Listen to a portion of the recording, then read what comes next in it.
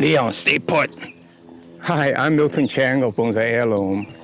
We're gonna do a Q&A out here with my puppy, Lyon, just for a minute because he won't sit still. And it's fun to know that I call him Lyon because he's a Shih Tzu, which, as you know, it's a translation from Chinese name. It's a Chinese dog. It's called Shih Tzu, meaning lion. Of course, Shih Tzu is very far from Shih Tzu, but that's a bastardized translation of it. Anyway, just for your information. The first question that a lot of people ask is that, how do I thicken the trunk? And in fact, this is a very good question because a lot of people put a bonsai in a small bonsai pot, a tree in a bonsai pot, and they wonder how come the tree doesn't get very big after so many years. And the reason is that you're constantly clipping it, the tree doesn't really have a chance to grow. So if you want to thicken a trunk, which is the question, or a branch for that matter, what you do is you leave it alone. You don't clip off any of the leaves or the branches on that leaf or on the trunk or from the trunk or the branch. So for example, if you have a tree, a tall tree, you have a lot of branches everywhere, you keep them going, let them grow. This way the main trunk will be tapered because these branches feeds the bottom part and the top one feeds the next level. And so if you let each one grow, each one will thicken at a different rate. And this way you get a nice taper and a thick trunk. In some cases, when you're at the apex, that's very small. You let it grow. I will show you some of the trees I do. I keep them for a long time. So the top gets where you cut off to form the apex. The starting sprout can be very little. So if you let it grow tall into a big tree, a big branch, that part will thicken very quickly to harmonize with the rest of the trunk. So that's a simple answer, is to leave them alone and clip it. Like when I was busy running my business, I planted the trees in the ground. I would say, honestly, some of these fantastic big trees you saw, I really didn't take much more than 5-10 minutes a year to clip them. But in the meantime, let them just grow wildly and then let the trunk thicken. The second one is that the question is from Silent Giant, very cute name. You don't do a lot of stuff on new material. That means how do you create new material for a beginner? Well, by cutting and by air layering are the most easy way to propagate, to grow the number of trees you have. Of course, buying seedling is not too expensive. Buying small trees is not very expensive, especially for new varieties that you want to acquire, and just let them grow and then you propagate them. I will mention about propagation in every video just about, because every variety of tree is a little different, so that over time, after many videos, you will get a pretty good idea how to propagate a variety of trees. But I will also do one video, more or less a theory and practice in greater detail. This one is from Pizza Guy. I hope you make good pizzas. How do you make branch grow horizontally or even pointing down without wiring? I enjoy your video very much. Thank you. I actually do wiring, but sparingly, because what I found is that wiring is only buying time to speed up the shaping. On the other hand, I'm trading time with years. When you think about how a tree grows, that means styling, think of it, is really to simulate nature, take advantage of the natural way of the tree. So in nature, a tree grows up, send out branches, going up actually, and then as they get older, the branch gets heavy and it's starting to droop. And then the bottom, of course, droop more because it's heavier. So to simulate that, it's easy to just use a guide wire to pull it down. And then the branches coming on the side, it's also growing sideways, but you can cut it to force it to go down as well, to sideways as well. And so that's how I do my trees mostly. But occasionally, all the branches are going this way, and a show is another year away. There's no time for these branches to fill out this hole here. Then I will pull the branch that way, but try to keep as natural as possible. So that's how you shape your trees, which I'll talk more on styling. The next one is what?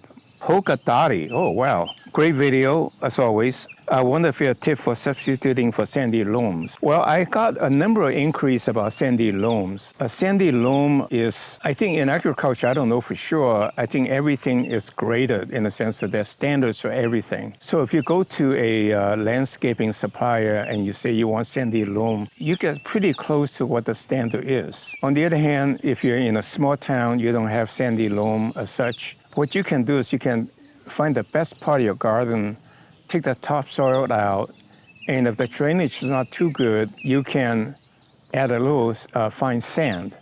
And when you do that, you can go to Home Depot and buy sandy building sand or place sand. Be sure you wash them or soak them so that there's no salt in it. If they got the sand from the beach, then you may have problem with the salt buildup. Sandy loam is just a way of saying good soil, topsoil. Trees are very forgiving. Think of it, they live in nature, millions of years, and they still survive under various tough conditions. The other myth I think need to be overcome is that you have to plant trees in material that are more germane to its local growing condition. It may be true somewhat. So for example, if you do azaleas, it needs to be peat moss because it tends to grow under trees, I presume, tend to be acid loving.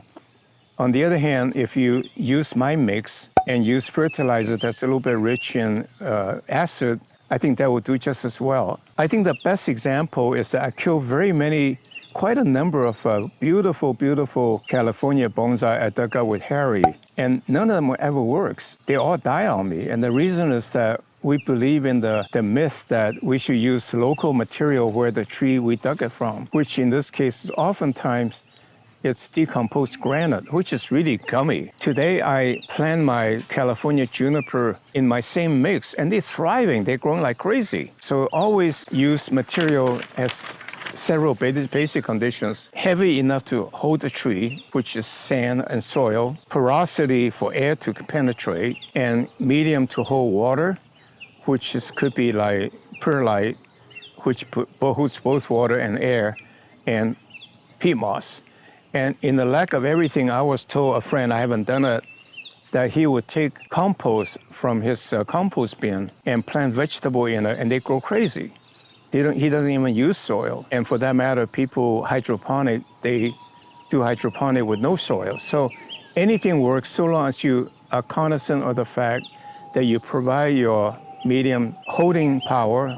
You can tie it down if you like, water, air, and fertilizer. From Chris, you don't seem to, thank you for another great video. Do you grow tiny bonsai as well as big, beautiful bonsai specimen trees? I actually don't. I may do one or two when I have the opportunity and use it as accent plant, because I think to be useful, you need to be able to admire or enjoy your bonsai at a distance. It's not always close up. But if you have a small apartment, I think doing small bonsai is very appropriate because you are close up all the time. Another reason for me not doing that is that I really don't spend that much time with my bonsai. People may think that I'm still managing businesses, and bonsai is my hobby. I water them with great pleasure during break, so I don't look at it as a chore. I can't spend much time with my bonsai. But if you have a small bonsai, you gotta water it constantly. People have shohin or mini mame, they call it, small bonsai, they have to water 5 to 8 times a day, which is really a bit of a chore unless you set up a mist system or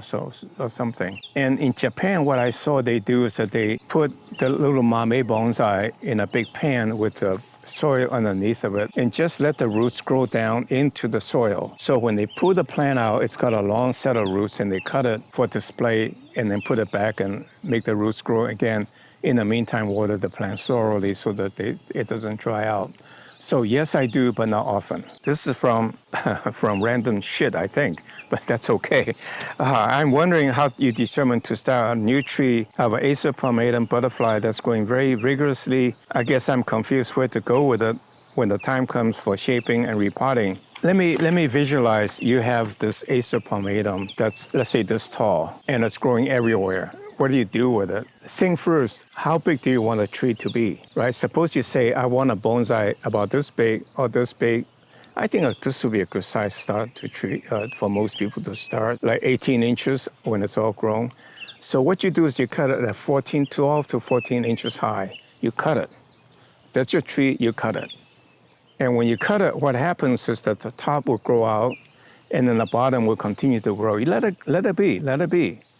And then one day you come in, when you're at the top, you pick one that's apex, cut off the rest of it, pull the rest of it, let that part grow tall so that it will grow tall and branch out again.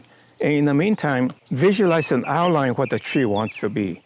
And just prune the tree outline like you're pruning a garden tree. And then you gradually work on it following the outline. So begin with the end in mind. In this case, 16-inch tall bonsai. So I cut it off at 12 inches to give us some headroom for the apex. And the rest of it, I want it to grow big so the trunk can be thickened and tapered. So that's that easy. I would say if you do it in the springtime, by the fall of the first year, you cut it back to shape, cut the top off when you got it, cut the tree to shape. In the second year, you do that again in the end of the second year.